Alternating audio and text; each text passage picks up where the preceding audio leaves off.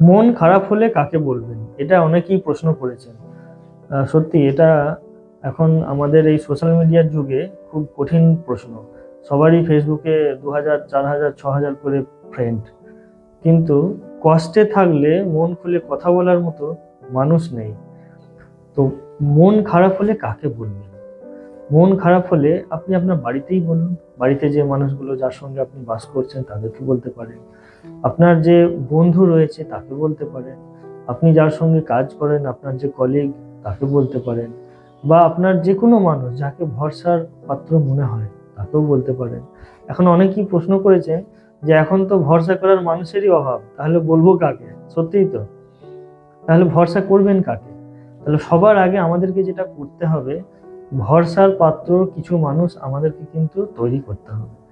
এখানে আমাকে খাটতে হবে যে আমি যদি কাউকে ভরসা দিই তবে আমি একদিন ভরসা পাবো। আমি যদি একজনকে আজকে সাহায্য করি আমি কালকে সাহায্য পাবো।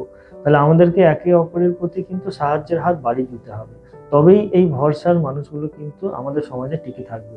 নইলে সবার প্রশ্ন যে আমি যে বলবো, কিন্তু আমার এই বলার পর কেউ যদি সুযোগ নেয়, সত্যি এটাও একটা বড় প্রশ্ন যে কেউ যদি সুযোগ নেয় কি হবে তখন? তাহলে আমাদেরকে ভরসার জায়গা, বিশ্বাসের জায়গাটা ঠিক রাখতে হবে। তবেই আমাদের কিন্তু এই ইমোশনাল সাপোর্টিভ মানুষগুলোকে আমরা আমাদের পাশে পাবো।